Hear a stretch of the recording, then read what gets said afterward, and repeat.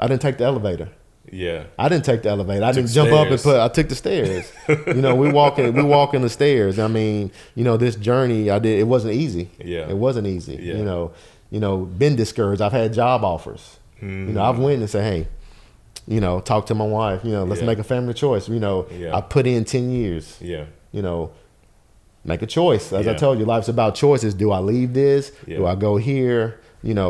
My passion is here. I want to run for this, and it's just like, you go, you get the certifications, you get the degrees, you put them in your back pocket. Yeah. You don't need them right now. Yeah. But when you need them, you need this. Kind of like, you talking about this right here? Yeah. I got that. Yeah. This episode is brought to you by the Conscious Combo Network and the Black Boy Fly Club. Go to www.blackboyfly.club to learn about the movement, get books, merch, and just get connected with the brand overall. Again, www.blackboyfly.club. I hope you enjoy the next episode. What's up, folks? Welcome back to another episode of the Black Boy Fly podcast. I'm your host, Dr. Isaac Addae. I just have to say thank you for everybody that's tuned in. We're on another episode. We're still having fun. We're creating this content, again, to empower our community, share stories about Black men and what they're doing in the world and how we can empower our brothers. So I have with me today Joseph P.D., Nashvilleian, father, husband, deputy circuit court clerk officer in the city of Nashville. He's going to be here with me today talking about his journey and his story. Let's get into this conversation. Thank you so much for being here. Good day. Thanks for having me. It's daytime. It's daytime. So if you don't mind, just give us a little bit of background about who you are. Who is Joseph P.D.? Alrighty. Joseph P.D. I'm a Nashville native, born and raised in Bordeaux. Grew up in that area. Attended Whites Creek High School. Once a Cobra, always a Cobra for all my Nashvilleians, But then my journey took me to Tennessee State University. TSU. Yes, Big Blue all the way.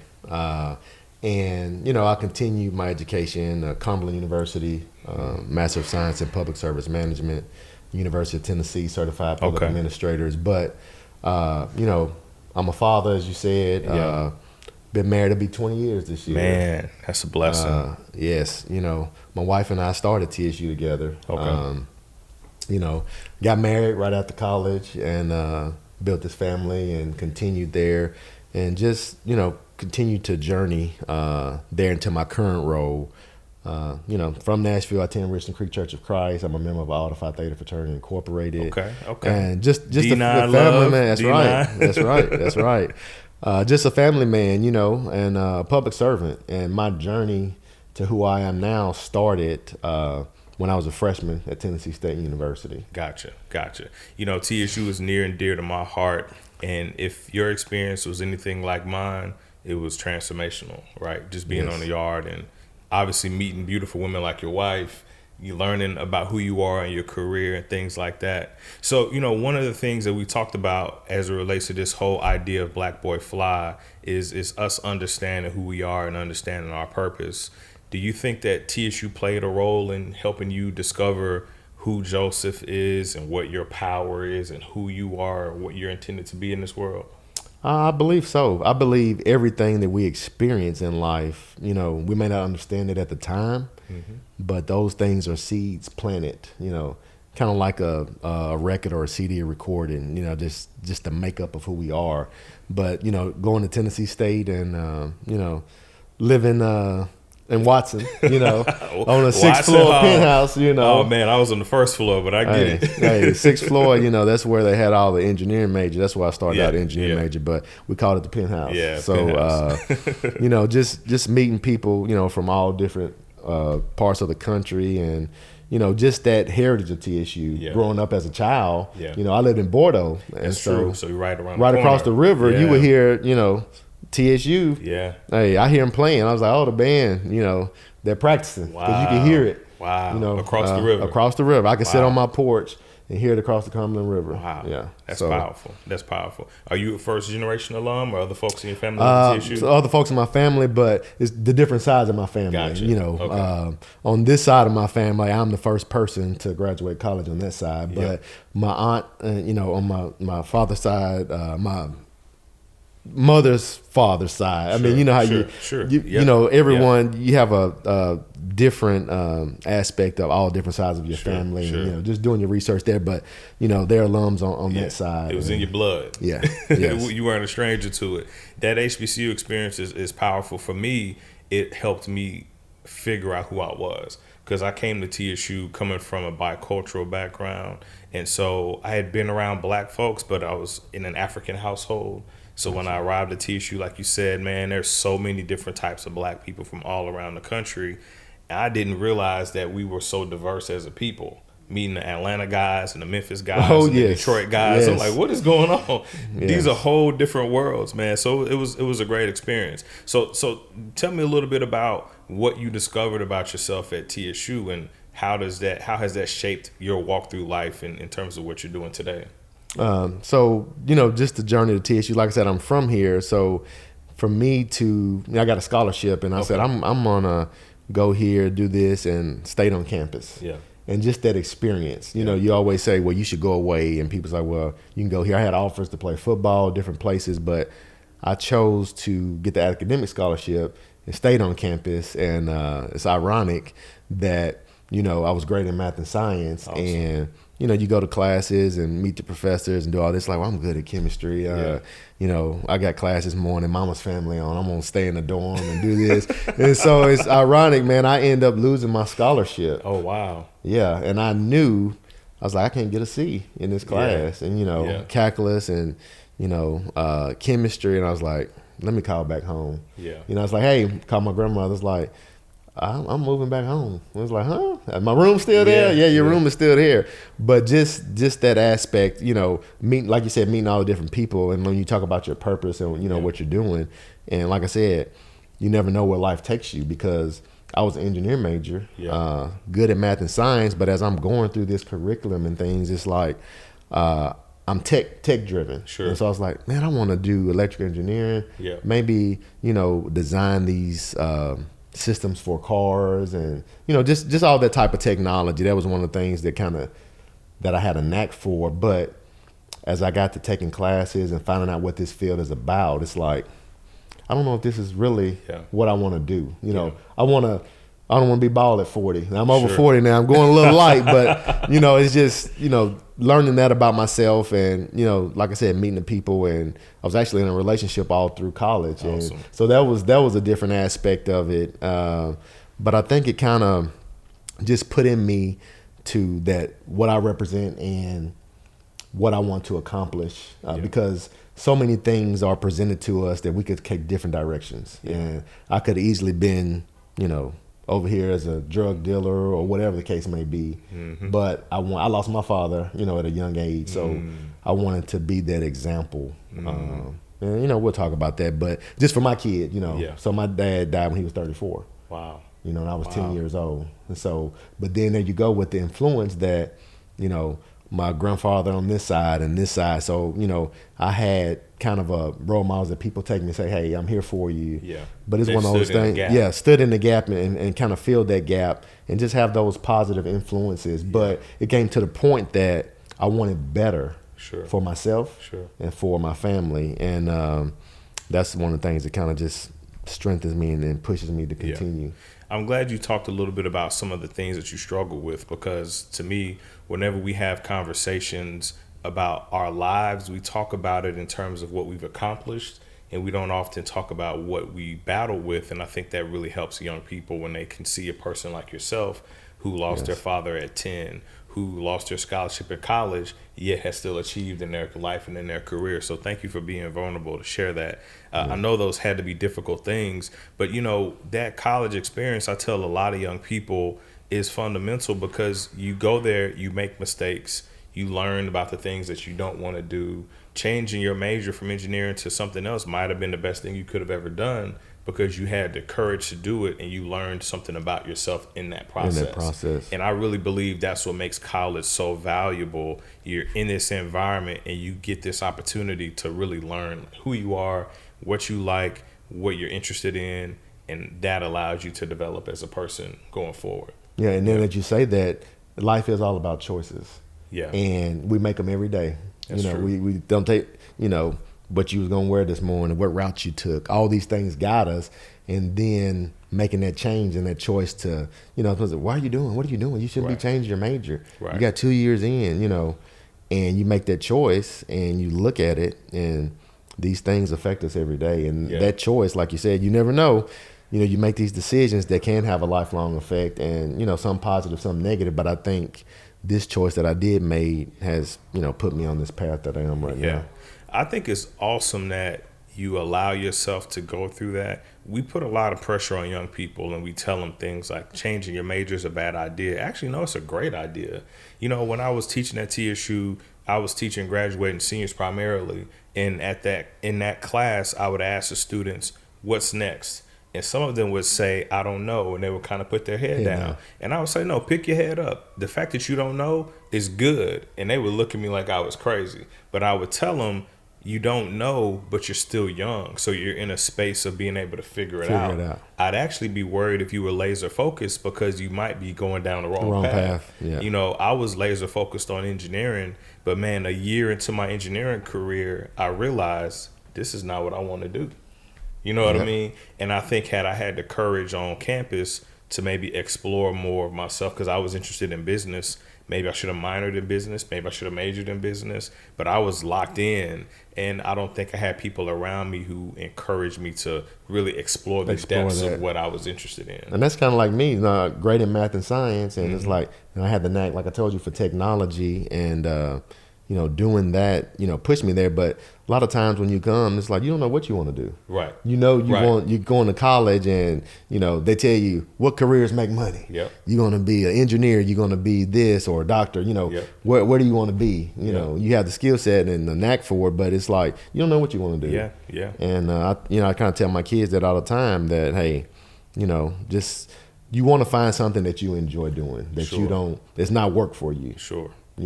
Because you get burnt out, but if it's a passion that you have, it's what you enjoy doing. It's, that time's more beneficial for everyone involved. So you mentioned work, and you finding something that you enjoy doing. You've been in your career opportunity for many years, and now you're campaigning for the next level in your career position. So tell me about that. How did you get on this career path, and what do you gain from being in this career path? Okay, so as I told you, my journey to now started when I was a freshman at Tennessee State. I was working a summer job somewhere, and then I had an opportunity to become a summer intern there. And I started there, it was 97. And I was like, let me work here. And everything was taking off, technology, and Google, Yahoo, Bing. Had about 5 or 6 different search engines going on, and everything was popping. And so I go to this government office, and I'm thinking I'm about to see some great technology. And it just, it just wasn't that. We had green screen computers. They had one PC, and they told me, here, sit down and write these parking cards. And I'm like, what? And so, okay, you look up the people, we got a part, do this. And so everything I did, I wanted to learn, because I received the citation when I was 16, and I was lost. Like, Mom, what am I doing? Calling here, they tell me I didn't have a citation, and once I got there, I understood the process, and so it's like, man, this needs to be made more transparent. So people, when you say court, it's a stigma to it. Everybody's like, court, and it's like fear, because you have no idea what's going on. And so I continued to work there 4 summers. And graduated 2001. And I was like, I'm in this business class. I'm gonna write this great cover letter and got my resume, and I'm gonna ask for this job offer. Because everybody graduating, like, what are you doing after college? Are you going straight to get your master's, or you need some work experience? And I was fortunate enough to be offered a full-time job based on the work that I put in previously. It's like, well, you're a great worker. Kind of like a shining star, let's get him here. And I had a 5-year plan. As you talk about looking at the big picture and little picture, it's a 5-year plan. And within that 5 years, life happens.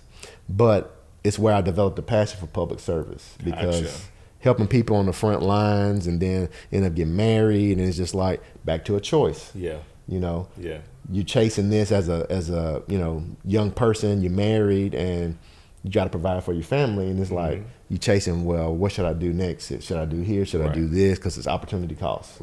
And so I decided to stay in that public sector with that passion that I developed to help people, and continued to sharpen my saw. Okay. Went back and I said, you know what? I'm going to get my master's. This is why awesome. I'm going to stay in this public sector. Yeah. And, just to have that dream to look at this organization and say, I'm at the bottom.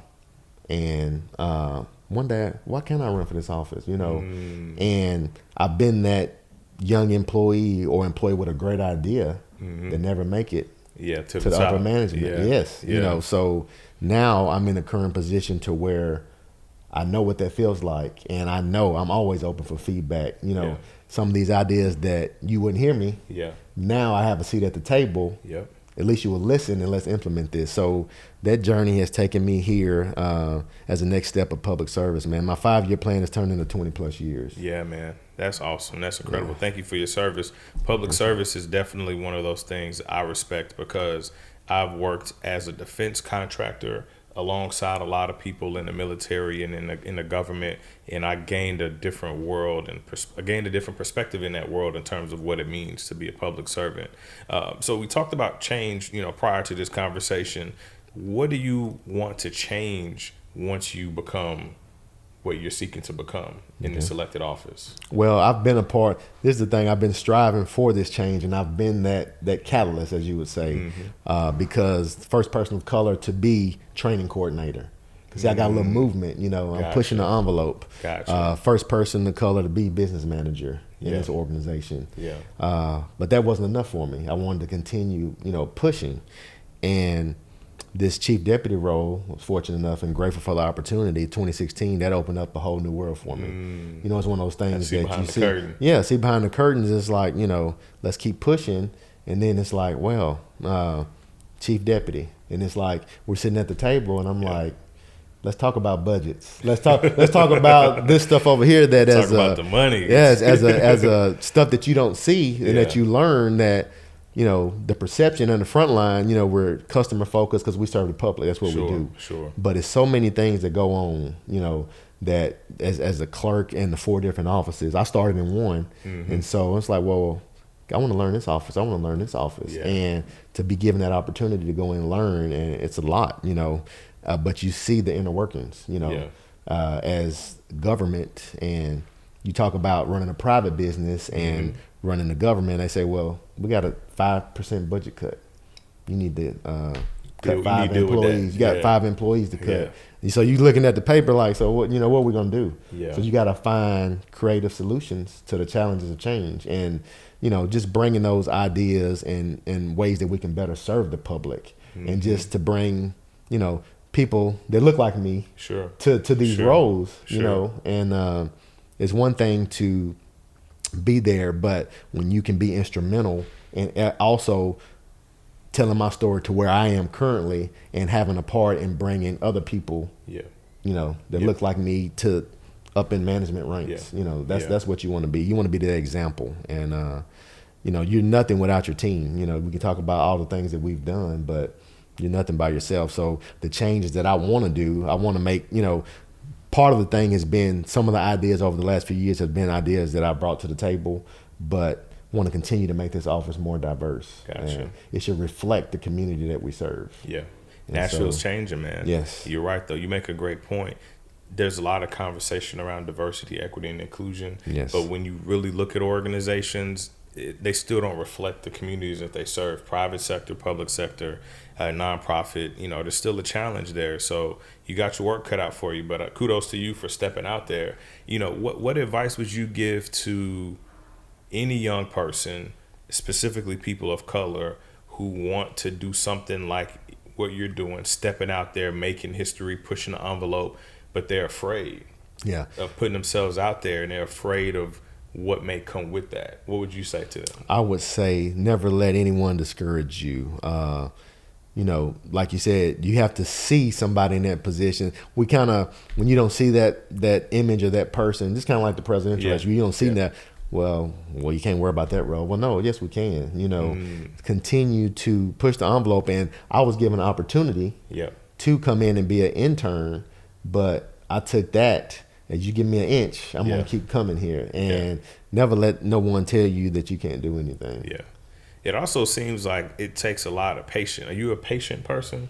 Because you stayed in that organization and learned all of the different roles and paid your dues for a long period of time to be able to now campaign for the position that you're running for.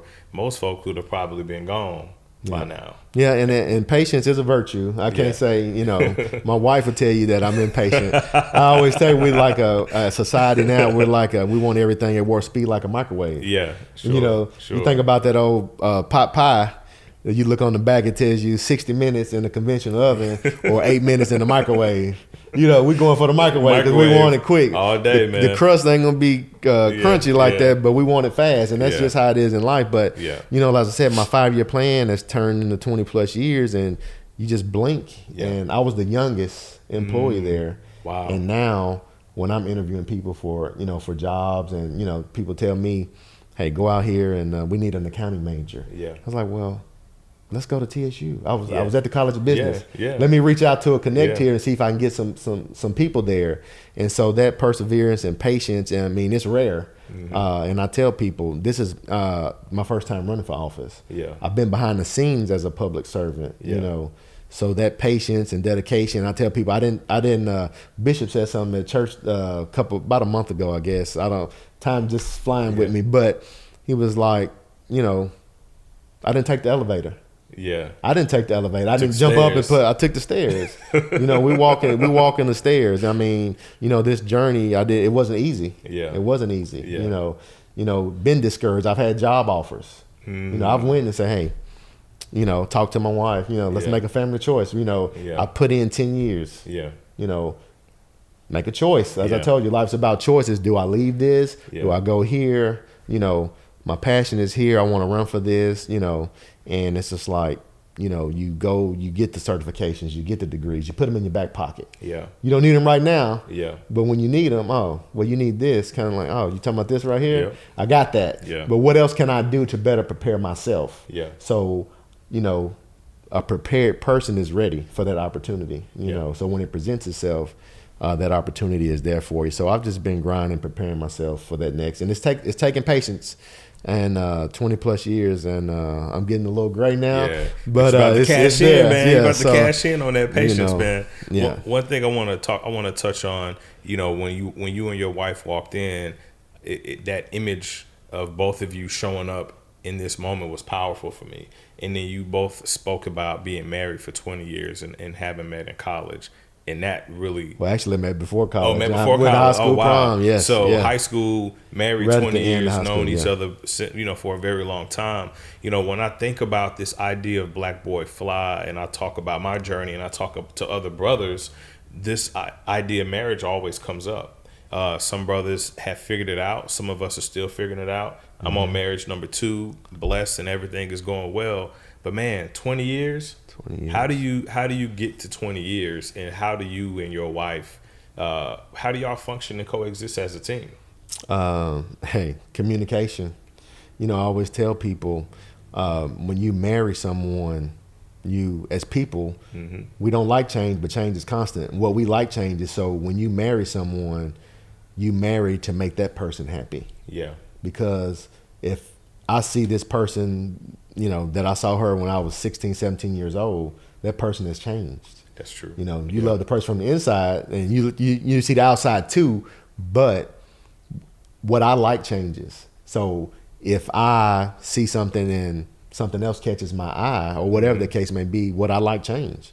So, but if my goal is to always please her, and her goal is to always please me, mm-hmm. we can make this union work. Not to say it's been easy. Yeah. As you know, being married yourself, but but just to be that example, and to be the example for a family. My parents were married, and they separated, and my dad died, but just to have that image of a family. Yeah, for sure. For sure. A unit to where, that's what I always wanted to be there, for my kids. Yeah. And just to have that image of a family, your mom and father, and, just to be there. Because as a child, I would go over my grandmother's house on this side of the family, mm-hmm. Totally different. Mm-hmm. And then you come over here to this side, it just kind of, it shapes you, as Yeah. you said. But all Yeah. those experiences make me who I am today. Yeah. But I strive to make this union and work. But 20 years, I mean, it's something to I love behold. it, man.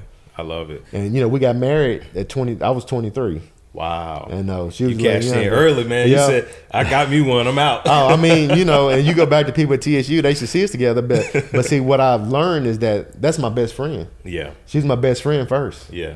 Just to have this conversation, with her. And I was like, man, this is the coolest girl, and this is like, and it just Y'all are kind of friends. sparked. Had Yeah. a friendship. We were kind of like, you said you're not from Nashville. So, but in high school, we had like these high school fraternities and sororities. Mm-hmm. And if I first met her, we were in Whites Creek, and we started one over in McGavick. And wow. she was, on that, she became the president. Okay. And so I was the Okay. president of the fraternity. She was the president of sorority. So we would talk and collaborate. And we just, I saw her. She caught my attention. Yeah. But when we talked, it's just like, man, this, we're talking, sports. We talking, rap or music or whatever that is. And it was just so natural. Yeah. And that just developed into that. And, That's awesome, man. Yeah. 2 beautiful children, teenage sons. So tell me about Joseph, the father, and how have you evolved as a man from prior to having children to now having teenage children? Oh man, it's been a journey as young father, and as I said, lost my dad as a young age. So I wanted to be there for my kids, to be that and pray for that. Just bless me. Yeah. I would bring them up in the admonition of the Lord in the church, and just that. And we went through issues trying to get pregnant and things like that, and then. Just a long story, but my mom ended up, while we were pregnant, my mom had cancer, and she died 3 months before my son was born. Oh, man. So, I mean, it's been a lot, Man. but just as a young father, to go through that, man, I've learned a lot. People can't tell you about, raising kids. You have to, experience it and go through it. And, just as a provider and to kind of mold them, you know, and support them. I always tell people and tell them, because you want better for your kids than what you had. Mm-hmm. But we got to a point to where we're not just arrived by no means, but better off than I had it as a child. So you want to provide that, but at the same time, we kind of spoil them a little bit. And so, but I wanted to try to teach them, no, this is this is that. You know, you may be here. Yeah, you have both of your parents, but there's nothing wrong with that. Sure. But understand where I come from, where you come from. And like I tell them, I need you to take the torch. Yeah. I always tell them an analogy. Look at this staircase. It's been hard for me. I made it up to step number 6. I need you to not be comfortable and go down to step 4 and just chill. I need you to take this the baton. 6, you can get to 10 and keep pushing. You see what I'm saying? Because like I said, for me to graduate college, and I need you to do something, to continue. Now, college might not be for everyone, but you're going to do something, be a productive citizen. Sure. And so I just try to instill that in them, and just to continue to teach them that they are important, and that never let anyone discourage you, and you want to keep pushing on that. So as a father, man, it's been a journey. And I tell people, when I see young parents and couples and married couples, and once I had a child, it's like, well, what you doing today? Going to pick up my child. When you get off, what are you doing? Hey, can you come out here? We're gonna shoot some ball. Let me talk to the wife. And that's why I tell you too, that communication is key. You got to have an understanding and a relationship. I mean it's a partnership. It's that unit as a family. And when I see someone and say they've raised kids, and you understand it, it's like one of those things. I can tell you about it all day, but once you go through it and experience it, you have a better appreciation for it. I can appreciate something you were talking about earlier when you said you asked to speak first at campaign events so that you can be there for your children's activities. Your family first. Yes. I remember having a conversation with my mom a few weeks ago, and she said, well, you're a family man, so I know you wouldn't do that. And I thought to myself, like, I am a family man, but why does that seem like such a unicorn status in our community? And when I talk with my peer group, I often put that first. I can't be there because the kids are doing this. Mm-hmm. Not even something I need to be at, but I feel like I need to be there. Mm-hmm. And that's just important to me. But something else I wanted to touch on really quick.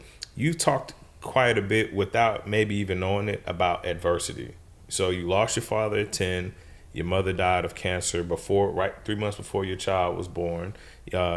you lost your scholarship in college, and I'm sure you know, fertility issues you just talked about and other things that you battle, yet you still seem to have a really calm demeanor and optimistic outlook. How is that possible, given the things that you've been through? You know, those things, I think, shape you, who you are, you know, and God works in mysterious ways and, you know, takes you through things. And I think those things go to mold who we are. And we can't let it, you know, shake us or beat us down and be, you know, kind of down all the time. Yeah. This one thing is like anger, worry, and resentment look back. Worry looks around. You're not going nowhere. You see what I'm saying? You're worried about it. You're stewing about it. But faith, hope, and optimism look to the future. Faith, hope, optimism. Yeah. So you just can't let one little thing trip you up. You use it as a stepping stone, you know. And even my journey to where I am now, you know, the answer is not no. Yeah. It's just not right now. Yeah. You see what I'm saying? So timing is everything. And, you know, that diversity, I don't even think about it. When you tell me about it, I look back and say, well, you're all right. You know, to think about, you know, we don't look like what we've been through. And I tell people that all the time. And then that just goes back, that things that I've been through, and to see people struggling. Yeah. I had a conversation yesterday with somebody on the trail. They said, are you Joseph? You know, because I had my stuff on. I was like, yeah. And I told her I'm running for circuit court clerk, and she went on to about a story of things that she's going through. And someone is always in worse shape than you are. And she got to talking about it, and I had compassion for her. And as a clerk, I can't give you legal advice, but she was talking to me about, you know, sleeping on the floor, and she's kicked out of her place, and she has a judgment and no place to live. She's working, but not enough to meet the bills. And she understood that I couldn't do nothing about it. And I was like, well, what about you talk to this person? But at the end of the day, you know what she told me? Thank you for listening. Yeah. Some people just want you to listen. And I listen to a story. Her as a human. Yes. And I've learned that as a public servant in this office, and, you know, things that I've gone through and seeing people struggling. And it's like, man, you know, how can you want me to do this, but I can't do that, you know, or I hear these stories all the time and I don't cut you off. I let you get it out. Yeah. Because you can say 3 words to me and I say, oh, let me tell you about this blah, blah, blah, blah. And you're like, man, I couldn't get that out. And when somebody listens, and, you know, and I've seen that example in the community and just in this office, that someone will wait an extra 5 minutes to come to this person's window because they want that service. You know, you may come in with a bad dispositions because you come into our office and you're already upset about a ticket, you're going through a divorce, somebody's suing you, you're dealing with family issues, but you come in with a disposition that's better when you leave than when you came. So is it safe to say you're going to bring compassion to the court? Yes, compassion. We deal with matters of the heart. And, you know, we keep those records sacred. You know, as the clerk, we're the keeper of the record, working with 19 judges. But these things, we guard these records, whether it's adoption records, whether it's, you know, orders of protection, mental health. You know, those things are filed with the court, and those things are records that need to be kept, you know, and protected.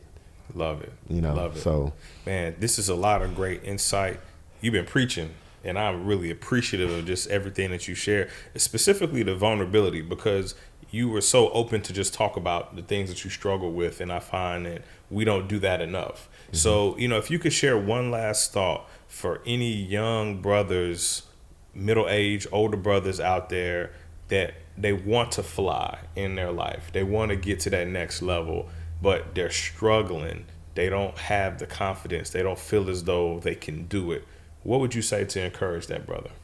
I would tell them to, you know, which they're trying to be, like, it's various, because you want to, my thing is I want to be the change so people can see me. And I'll tell you this little story, and I've said it before. Me running for this office, putting myself out there, as I said, I've been behind the scenes. I've seen people that have seen me over the years that have seen me. It's like, hey, you the guy that worked in traffic. You helped me get my, you helped me get my license back, or you did this. And they would see my name Day and not know that was me. That was you. And then I would see them and say, hey, I'm running for, he's like, this is you? And so then it's like, well, you know, my face out there, they know my face, but I know my name. And so, but now putting my face out there with my name But just to answer your question, to come back around to these young people, I went through a drive-through the other day. This happened twice to me. I pulled up and somebody looked at me and says, "You're the mayor guy."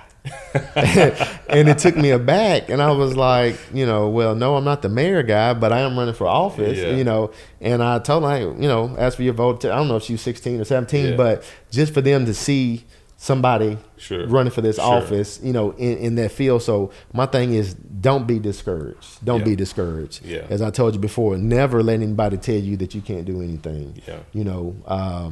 Always strive, and just like you were talking about mentoring, giving back to the community. When they see that, when they see somebody looks like them, and just to see that family image, you don't tell how many times that I've seen that somebody came and says, me and my wife could be eating at the Mexican restaurant. They come up, my family's there, and it's like, y'all just made my day. Just to see the family, just the visual, and it just seems like a genuine, energy and interest, and just to be there. But my thing is, I was given this opportunity to have a shot. So that's my thing is to develop these programs and summer internships to get you here. Come learn about this courthouse. Come learn about what we do here. It's public record what we do. The stigma of court, don't be discouraged from that. You see me. If like you telling me the things that I've been through, diverse, I don't think about it like that. I think those things that shape and mold us who we are. And so don't let anything that you're going through define you. Sure. Don't let that one instance define you. But as a people and as society, that's what we do. Because somebody could see me from 20 years ago and they're going to say, man, I remember him such and such. But you don't see all of this good and all these other things, but they remember that one negative. And we as people, we hold that. We hold grudges on people. Whether it's, I remember he did this back when I was at TSU to me. You know what I'm saying? We change and develop and, as a whole, and just come to this new person, but as to be that light to somebody else. To be the change and to lead by example is what I'm hearing. And, I'm impressed by your journey, and thank you for coming on the podcast to talk about your experience. Thank you all for tuning in. And this is a great man that has an awesome story. You heard it here first on the Black Boy Fly podcast. We're going to wrap this conversation up, but stay tuned for more great content. You can follow us on YouTube, all the favorite podcast channels.